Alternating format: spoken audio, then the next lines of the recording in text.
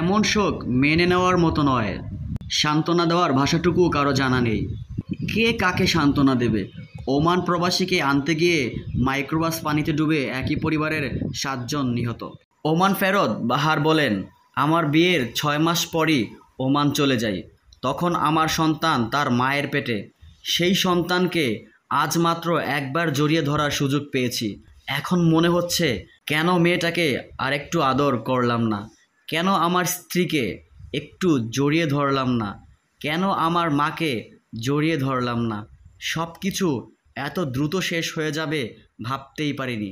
বাহারউদ্দিন কান্নাজড়িত কণ্ঠে বারবার এ কথাগুলোই বলছিলেন।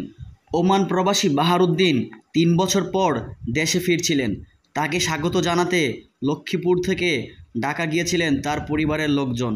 কিন্তু ফেরত আসার সময় নোয়াখালীর বেগমগঞ্জে মাইক্রোবাসের নিয়ন্ত্রণ হারিয়ে সড়কের পাশের খাদে পড়ে গেলে 7 জন নিহত হন। মাইক্রোবাস পানিতে পড়ার পর বাহারউদ্দিন বারবার ড্রাইভারকে বলছিলেন লক খুলতে।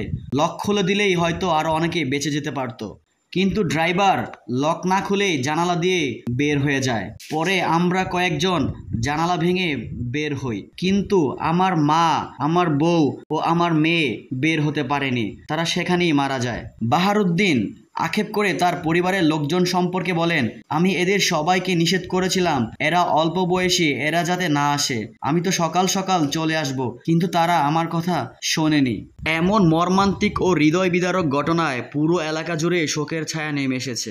শোকাহত পরিবারের যারা চলে গেলেন তাদের সকলকেই আপনি আল্লাহ জান্নাতুল ফেরদাউস দিন, আর যারা জীবিত আছেন তাদেরকে এই শোক কাটিয়ে ওঠার শক্তি দিন।